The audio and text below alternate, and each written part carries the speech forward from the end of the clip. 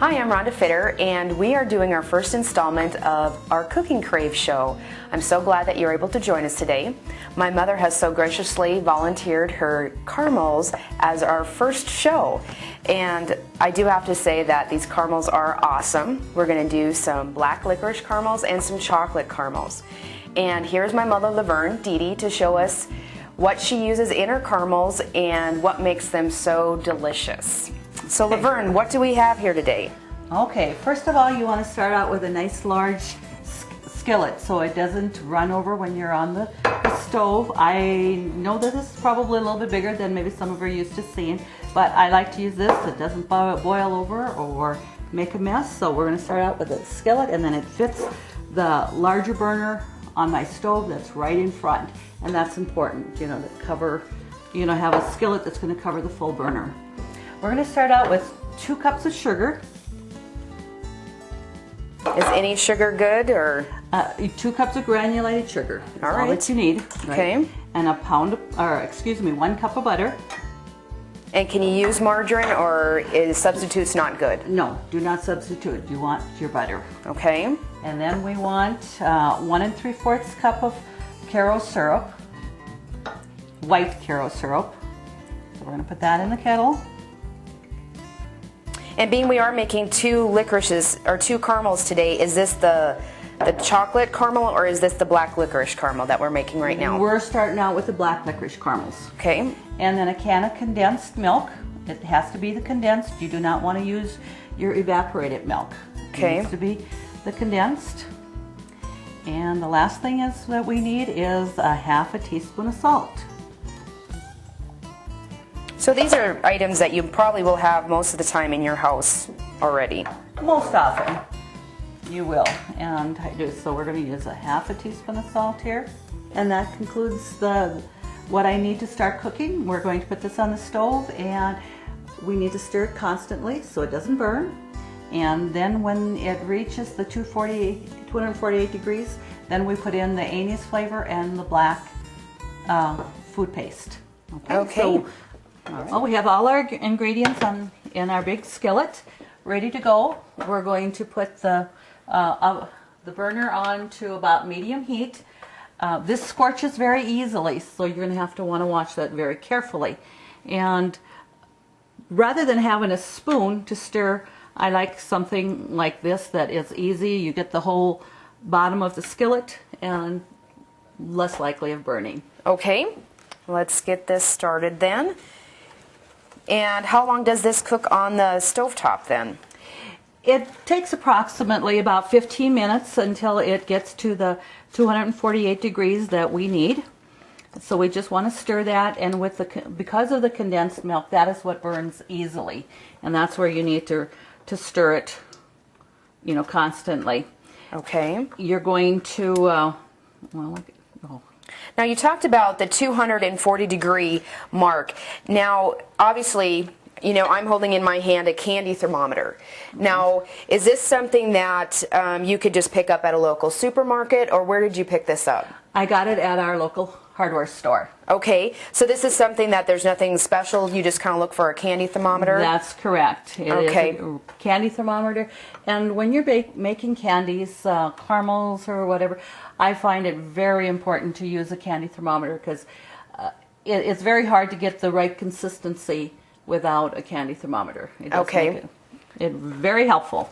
So especially when people have different ovens, different stove tops, whether it's a flat stove like you have here or a regular burner, the candy thermometer is probably the best way to go. You run your least chance of burning or ruining a batch of caramels. That's correct. Okay. Because if you get them too soft, then you're not going to be able to wrap them, and although they'll taste very good, it'll be too soft to wrap. And if they're too hard, it's kind of hard on the teeth. So we try to make that. Well, we don't want to go to the dentist too often, so we want to make sure that it's the right temperature. Correct. And it takes a while to get to that boiling stage where you need to actually insert your candy thermometer into your kettle. Okay, now while as this is cooking, do you adjust the temperature at all on the stovetop, or what have you found the best way to cook these candies?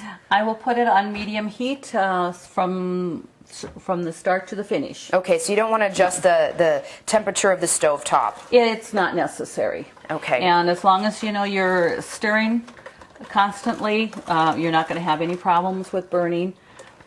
And that's so you can just leave that right where it's at. Okay. And as you can see, when I talked about the burner being the size of the kettle, that helps just to distribute the heat more evenly, and it cooks better.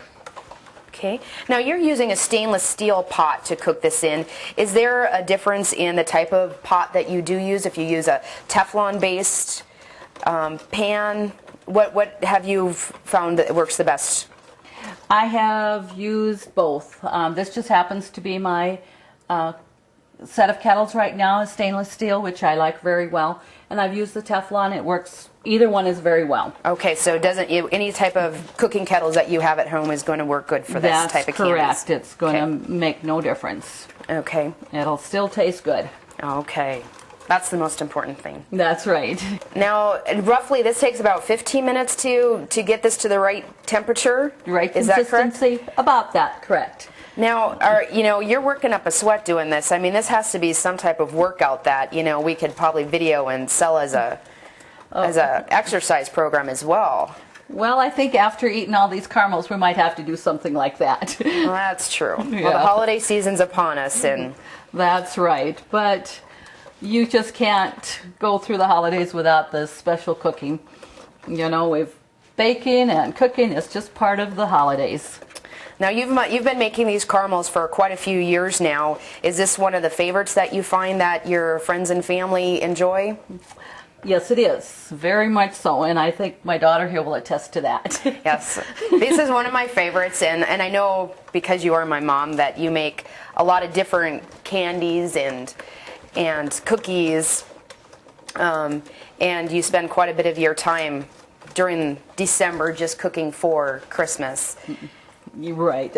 I enjoy it. I put baskets or little goodie trays together for family and friends, and it's just something I enjoy. So it's just something I grew up with, and makes me feel good. Okay, as you can see, we're just stirring away here. It's getting close, so we're going to insert our candy thermometer. And we'll just hook it to the side of the pan right there. Yeah, you can hold that. And you still want to continue to stir. And it may seem like it takes a while to get up to that 248, but it goes quickly once we're getting to the end. So you really want to watch that very closely, because those last couple of minutes it goes very fast, and you don't want to overcook it, because then they're going to be hard and not very chewy. And you can see it just is really boiling. And again, it was 240 degrees that we were getting this to. We're going to 248. 248. The original recipe, when I had gotten it, had said to go to 245, and I found that was just a little bit too soft. It was difficult to wrap, and I find that 248 is just perfect. Nice consistency, and yet nice and chewy. Okay. Good to know. Okay. So we just keep going.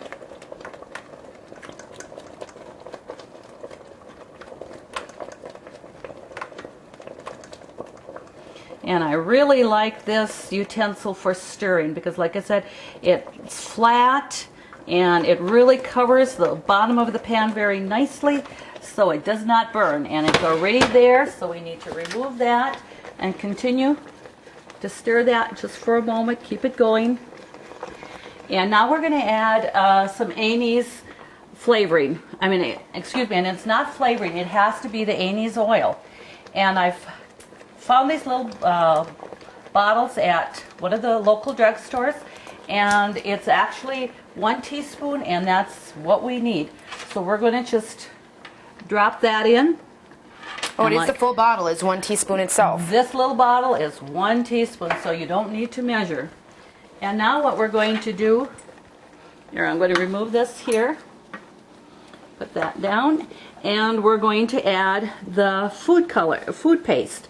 And we don't want food coloring. You want black food paste. And this here I've found at our local hardware store that has Wilton products. And you, like I said, about a half a teaspoon is all you need. And it will make that a nice black licorice coloring. So what's the difference between black paste and black coloring? The black paste will make it darker. If you were going to use food, just a regular food coloring, you'd have to use quite a bit of the black, liquid coloring, and that could spoil your, your recipe. So you just want to make sure you have the black food paste, and like I said, it's available at our local hardware store. So now we're going to just take that and we're going to just go over here. Okay, now we're going to come back over here to the kitchen table to show you what we're going to do. We're going to pour that into a very well buttered pan. And I like to use a glass pan, but any 9x13 pan will work very well. Okay, so now once we've put in the food paste to get the black coloring on this licorice caramels, do you have to keep stirring for quite a while, or what, just until it's... Just till it's mixed. Okay. Just till it's mixed. So you just then take that and pour it in your pan. And once we've put this in the pan, how long does it take to cool before you'd be able to start cutting and wrapping these? If you're going to just leave it on the counter to cool, you're going to need several hours. But if you're going to, you can put it in the fridge or whatever. And what I usually do is I make them in an evening, and the next day I will go ahead and cut them and wrap them. Because there's no time frame that you have to work with these after you've got them in the pan. So. Okay, just a couple hours. If you made them in the morning, you could certainly in the afternoon start cutting and wrapping these. Yes, you could.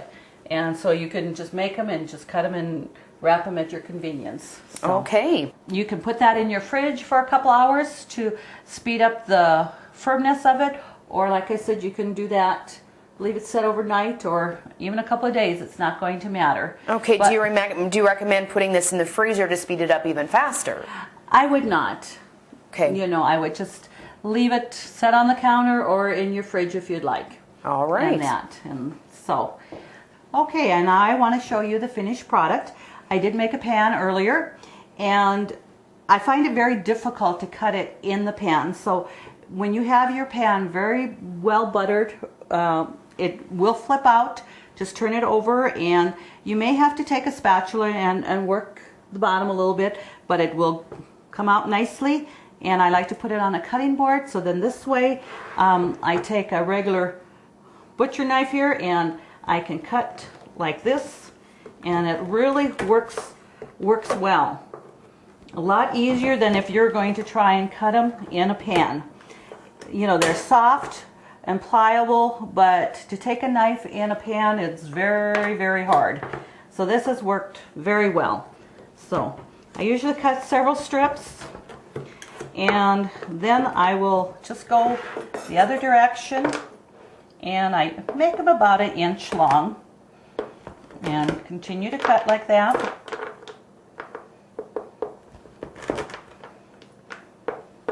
Well, these are just way too tempting here. Okay, so it makes it easy now. They're ready to be wrapped. So we don't have to do any taffy pulling to get these to the right consistency. No good old-fashioned running across the room with taffy. We just let it sit in the pan and cool and cut. That's right. We're ready to go. I think I might even be able to handle this myself. Well, I tried to teach you, Rhonda. I don't know how that's going to come out. Well, I don't know. One day I might just have to figure this all out myself. Okay. And now we wrap them in. I was able to find some colorful foil paper at one of our local florist shops, and they were very nice and willing to sell me it by the yard. And then we just cut it in 4-inch squares, and I just went ahead. And there's some beautiful colors here for the holiday season, especially if you're going to give these as gifts. Right. You got green and gold and red and blue, just beautiful colors. Right. So this is time to practice right there. All right, so now the inside of these looks like there is a type of cellophane. So is this not going to stick to the caramel then? That's correct. That's why I like this kind of a paper foil, is it will not stick. And you just take it and you just roll it there, and then you just twist the ends, and there you go. And these make beautiful gifts to give, again, like you were saying earlier, to family and friends. And we did have a tray already made here, and this makes a nice holiday display when you're bringing candies to a holiday party, or again, like you said, giving as gifts. Yes, or just for your family too, because your family, you know, enjoys having something nice too. Great. Okay. And to get a copy of this recipe, you can go to Consolidated's webpage, www.ctctel.com, and go to the Cooking Crave link on our website to get a full copy of this recipe and enjoy as much as we do in our family. Thank you so much for joining us today on our first Cooking Crave show. And I would like to thank my mother, Laverne, again for making these delicious caramels. It's one of my holiday favorites. And like Laverne my mom has shown us, I shouldn't just call her Laverne, it's my mom, has shown us that this is not something that you have to have a PhD in cooking to do. Anybody can do it, and they were basic ingredients. And just make sure you have that candy thermometer. And you could be as creative as you want with the foils and how you do wrap your caramels and possibly give as gifts. And I want to thank you so much again, Mom. You're welcome. It was a pleasure. For doing this, and it was very enjoyable. Always fun to do. Yes. Thank you. Thank you, and Merry Christmas, and have a Happy New Year, everyone. Yes. Merry Christmas, Happy New Year.